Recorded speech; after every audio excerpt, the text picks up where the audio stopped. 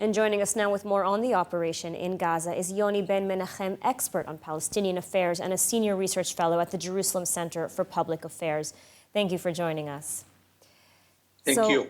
I think the question on everyone's minds is, are we headed now for a new conflict with Gaza? We are heading, no doubt, towards another round of fighting with Gaza Strip. The problem with Gaza Strip is not going to be solved overnight, and actually, since the Israeli withdrawal from Gaza Strip and Hamas taking over the Gaza Strip 2007, we have ongoing conflicts, military confrontations with the terror organization in Gaza. The Israeli deterrence was eroded because of the wave of protests in Israel and because of the bad relations with the American administration, between the Netanyahu government and the Biden administration. And the terrorist organizations, they interpret what is happening in Israel as weakness, and they think this is the right timing to attack Israel. So now Israel has to rebuild its deterrence, and actually this is the main reason for what we see now, the preemptive attack that Israel launched on Gaza Strip. So certainly a first step towards reestablishing deterrence. This was a surprise, the preemptive strike against the Palestinian Islamic Jihad, not just for the terrorist organization, but also for many Israelis. I mean, what kind of response now should Israel expect in the coming days, if any? We don't know exactly what is going to happen. The key question now is whether it will be a short round of fighting or a long and difficult round of fighting. The main question is whether Hamas will join the battle and help the Islamic Jihad attack Israel. If they do that, this means that we are going for a long round of fighting. It's not clear yet, but there's no doubt that there will be a retaliation, because the Israeli operation was a success, and Israel has managed to assassinate the leaders of the military wing of the Islamic Jihad, and this is very significant.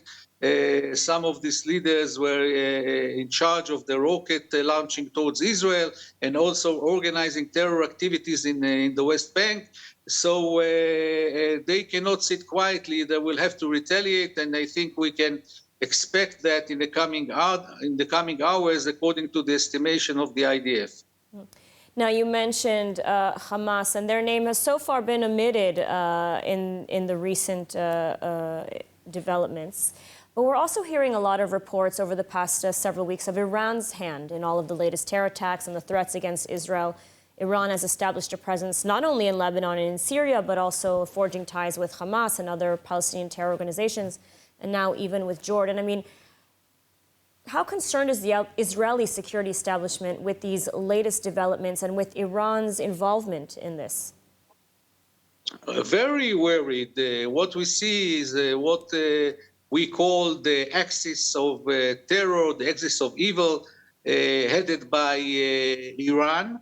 Both Islamic Hamas and Islamic Jihad and Hamas are members of this axis.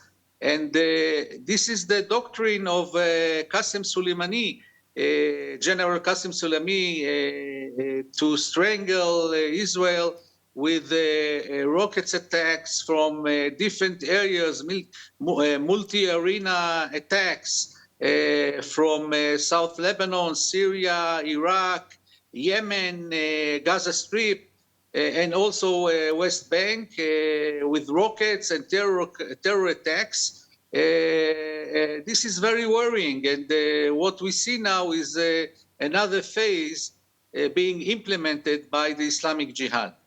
You know, and we've discussed this before on the show, and Gallant has said that the next escalation will be a multi-front war. I mean, so what is your take on this? This is definitely possible because we saw during the month of Ramadan after there were incidents in Al-Aqsa Mosque between the police and some rioters, we saw attacks from Gaza and then from South Lebanon and Syria, launching rockets towards Israel. This was all orchestrated by General Ismail Qaani, the head of Quds Force in the Revolutionary Guards of Iran. And this scenario can repeat itself now because they already announced that the future attacks will be not only from one front, from one arena, it will be multi-fronts, multi-arenas from different places in the Middle East. So I think that it will only be fair to assume that we are facing the same scenario. Well, let's hope it doesn't come to that. Yoni Ben Menachem, thank you so much for your analysis today. Thank you. Thank you.